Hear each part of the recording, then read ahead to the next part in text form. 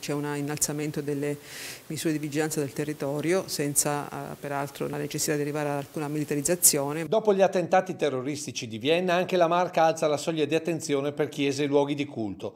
Una presenza al momento discreta ma comunque attenta. Sia per quanto riguarda gli aspetti investigativi che per quanto riguarda appunto il controllo del territorio, le forze dell'ordine sanno che hanno, come dire, devono confrontarsi anche con delle minacce che in qualche modo, per le quali si registra una recrudescenza, anche se Treviso oggettivamente è una realtà abbastanza come dire, lontana dalla probabilità che questi fatti accadano. Quindi più prevenzione che conseguenza di segnalazioni su possibili cellule terroristiche radicalizzate. Un dato che deve dare la giusta dimensione della situazione a quanti si recano nelle nostre chiese come nei nostri cimiteri. Questo vale ovviamente per tutto il nostro Paese. Sul fronte del contagio da coronavirus, il prefetto risponde così alle critiche sulla lentezza delle decisioni prese dal governo. Quindi abbiamo diversi livelli di governo, sappiamo che le regioni rivendicano a gran voce di essere ascoltate, sono 20 regioni con realtà diverse e quindi se questo dovesse essere il percorso è chiaro che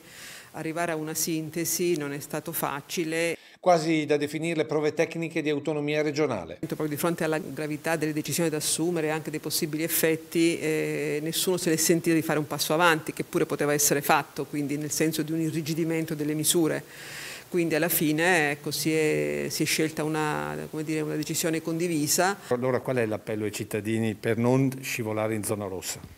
Beh, innanzitutto seguire attentamente le regole, quindi usare la prudenza in aggiunta proprio al rispetto tassativo di quelle che sono le indicazioni che ormai conosciamo, la mascherina, il distanziamento e quant'altro, e accettare di buon grado le limitazioni che ci vengono imposte e o suggerite perché ecco, forse fra un mese vedremo veramente gli effetti, un po' come è successo a marzo.